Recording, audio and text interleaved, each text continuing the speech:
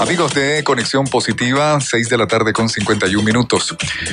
Bien, ya está en el estudio de 88.1, en el programa Conexión Positiva, vamos a decirlo así, mi otorrinolaringólogo, porque es la persona que me atiende en esa salud de la nariz, oído, garganta, que es muy importante precisamente para mi trabajo como comunicador social, como locutor, que cada día me están escuchando. Gracias por esos aplausos.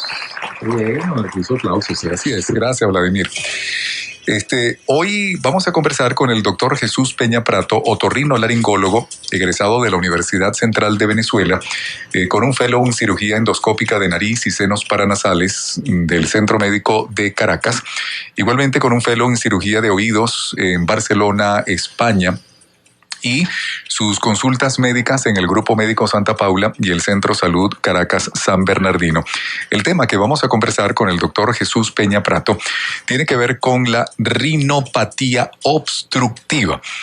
A ver, dentro de la sintomatología, mucha gente comenta y va al otorrinolaringólogo porque dice, es que doctor, siento como una inflamación en la mucosa, pero que no es la nariz tupida aguada, pero sí es como una inflamación interna y no puedo respirar bien.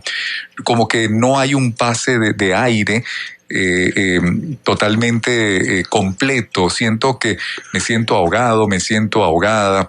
En fin, ¿qué es la rinopatía, doctor? Bienvenido, doctor Jesús Peña Prato. Bueno, gracias, Néstor. Gracias nuevamente por la invitación a este excelente programa. Veníamos ahorita escuchando y la verdad que bastante orgulloso de poder estar aquí.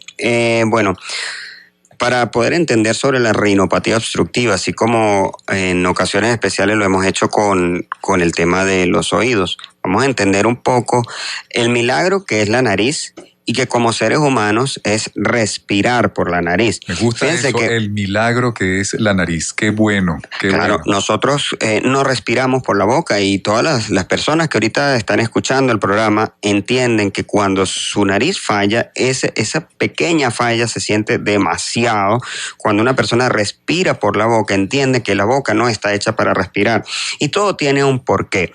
La nariz, esta estructura que a veces pensamos que solamente es para la belleza, pues no, la nariz permite que el aire pase a cierta velocidad y llegue a cierta temperatura porque lo calienta la nariz y a cierta humedad. Entonces, y hasta con un filtra el aire. Filtra el aire. Exacto. Es un mecanismo totalmente necesario para que como seres humanos podamos tener una buena respiración.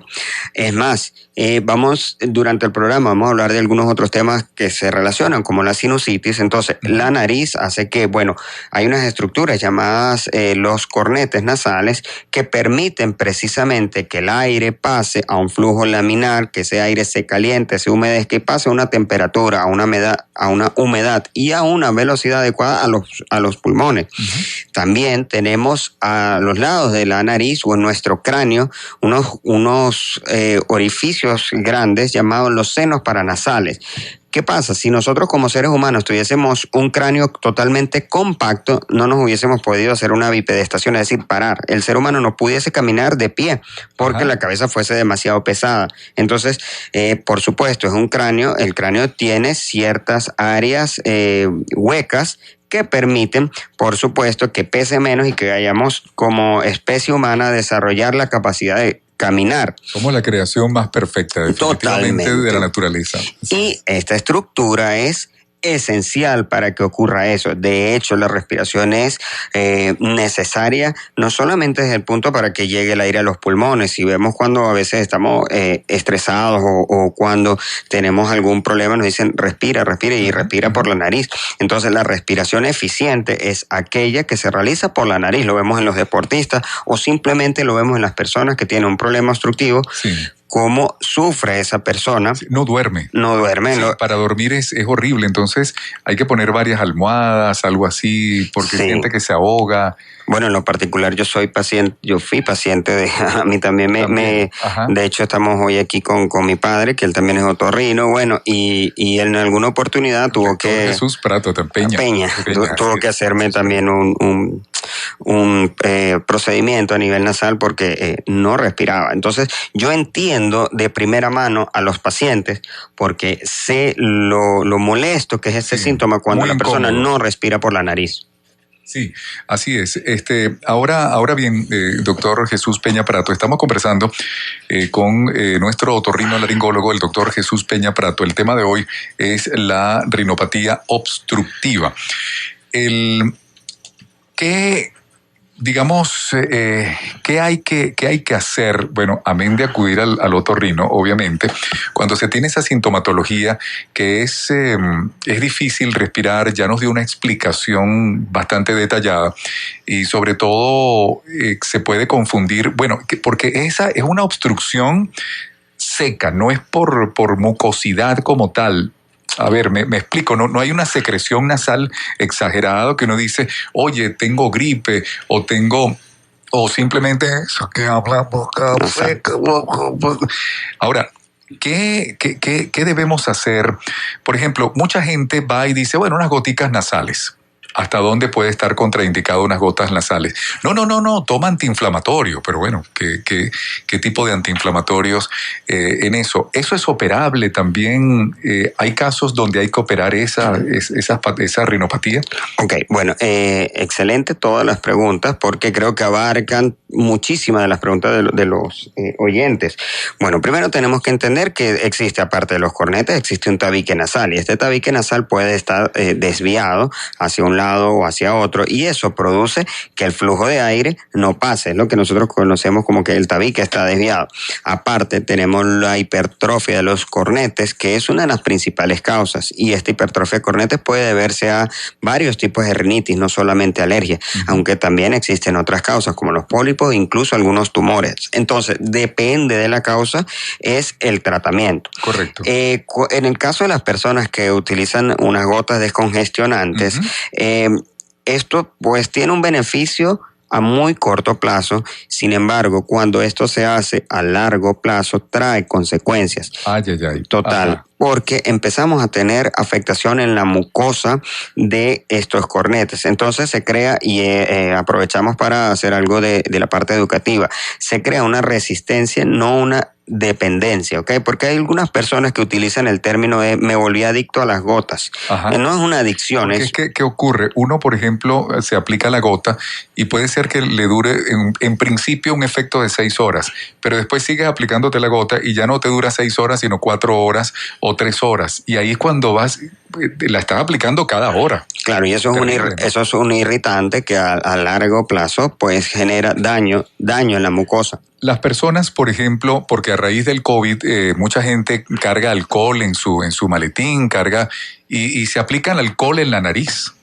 Bueno, nosotros hemos visto de todo lo que las personas se puedan colocar en la nariz.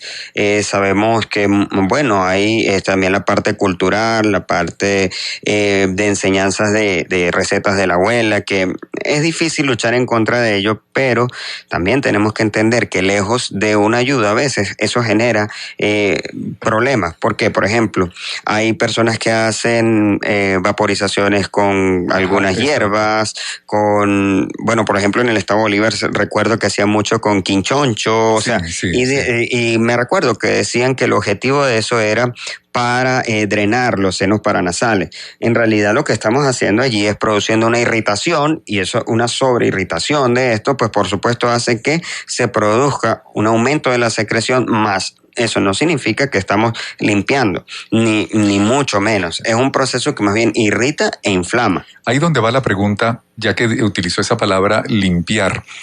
¿Hasta dónde limpiar lo que se conoce como sonar la nariz?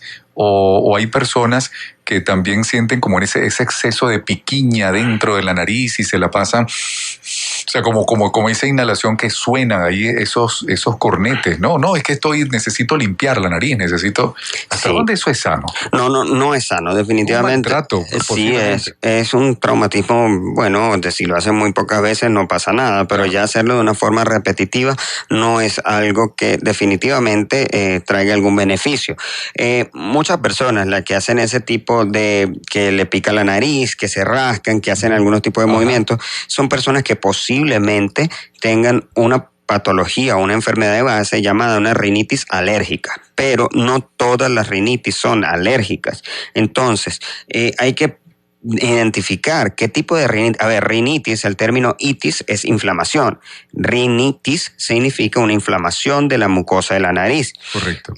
Cuando nosotros hablamos de rinosinusitis, es la inflamación de la mucosa de la nariz y de los senos paranasales, porque en realidad estos senos paranasales y la mucosa de la nariz, este tapiz que tapiza toda la nariz, se comunica totalmente, o sea, la parte de la nariz viene su epitelio, viene su mucosa y se continúa con lo de los senos paranasales. Es por eso que muchas veces existe, cuando ya se inflaman estos senos paranasales, una continuidad de la misma, entonces hay una rinosinusitis. ¿Okay? Entonces, ¿qué es lo que debemos hacer? Bueno, primero tenemos que identificar la causa, saber si es una patología de tipo obstructiva por un tema del tabique desviado, si es un tema de algún tipo de rinitis, identificar qué tipo de rinitis. Hay rinitis que se deben al ambiente, a los cambios de temperaturas, a los olores fuertes, y eso no es una alergia. Por el uso del tapaboca, hemos visto claro que es algo obligado. Pues, sí, hemos visto un aumento del tema de la patología, porque bueno, es un contrapeso entre usarlo o no usarlo. Definitivamente ahorita es recomendable usarlo, pero el uso constante del tapabocas, pues sí, ha exacerbado un poquito algunos síntomas, pero definitivamente es sano, es preferible tenerlo ahorita en este momento. Y reemplazarlo lo más frecuente posible. Pero sí, o sea, el mensaje siempre es a la protección, a usar el tapabocas, pero bueno, saber que hay que controlar entonces más aún los síntomas nasales. Primero, identificar la causa. ¿Por qué? Porque muchas veces personas, bueno, empiezan con las gotas, etcétera, etcétera, y el objetivo nunca es asustar a los pacientes, pero deben también de saber que hay otras patologías. Por ejemplo, hay algunos tipos de tumores que afortunadamente no es lo más común, ¿okay? Pero existen, ¿okay? Sobre todo cuando la obstrucción nasal es de un solo lado. Yeah. Y hay otra serie de cosas. Lo que pasa es que uno no creo que deba enviar un mensaje atemorizante, simplemente un mensaje de que son casos extremos. Son casos extremos que no son lo más común, pero que hay que tenerlos en cuenta. Tenerlos en cuenta, sí. Y hay algo importante, ¿no, doctor? Y quiero destacar, el doctor Jesús Peña Prato en su consulta, porque yo he estado en la consulta con él, dispone de los equipos necesarios. Bueno, hasta donde yo recuerdo, posiblemente antes se le hacía los rayos X, ¿no? La radiografía nasal, pero ahora hay unos equipos mucho más sofisticados, donde con una cámara ya ustedes pueden ver la parte interna, toda la morfología de la nariz, ¿no? Todo lo que es los tabiques nasales, y esto es un examen mucho más efectivo, mucho más detallado, ¿no? Sí, que una simple placa de los senos paranasales, ¿no? Sí, definitivamente la tecnología, pues nos permite o en la mayoría de los casos mejorar, ¿no? Sí. Lo que pasa es que, bueno, en el mundo hay a veces uso de la tecnología que no es para mejorar, pero en el caso de medicina, pues sí, por supuesto, el uso de las cámaras endoscópicas nos ha permitido llegar a sitios que antes eran prácticamente imposible ver, y bueno, eso nos ha permitido mejorar nuestros diagnósticos, evitar muchas veces exigirle al paciente realizar algunos tipos de imágenes, que eso a veces puede traer sus consecuencias y su aumento de costos. Entonces, con el uso de la endoscopia, por supuesto, de acuerdo a los hallazgos, uno puede definir o saber si debe solicitar a otros estudios. Ok, entonces, recomendaciones a asistir al otorrino. Y dependiendo de cada caso, porque como lo decía, cada paciente es una historia distinta, ¿no? Claro, la recomendación. Primero, identificar la causa. Segundo, cuando el paciente si nosotros diagnosticamos que la patología es alérgica, es decir, que el paciente tiene una rinitis alérgica, tiene que entender que el tratamiento es a largo plazo y que hay ciertas cosas que debe modificar. Por ejemplo, nosotros tenemos que entender que los ácaros, el polvo, que sobre todo los ácaros están en el polvo, pues, ellos generan mayor reacción alérgica. Entonces, bueno, son una serie de medidas ambientales que nosotros le indicamos al paciente, como limpiar la habitación, tratar de usar un deshumidificador, etcétera, etcétera, usar algunos tipos de herramientas para evitar que estas alergias se exacerben, aparte de un tratamiento que sea continuo. También a veces pues tenemos que valernos o en conjunto con nuestros colegas los alergólogos para ayudar aún más a estos pacientes. Si el caso es de otro tipo de rinitis, identificar la causa, comenzar el tratamiento, porque no todas se pueden tratar de la misma forma. Okay. No todo es usar un antialérgico, porque si la rinitis no es alérgica, definitivamente no estamos tratando en absolutamente nada de esa patología. Entonces, es el típico paciente que... Antibióticos. No.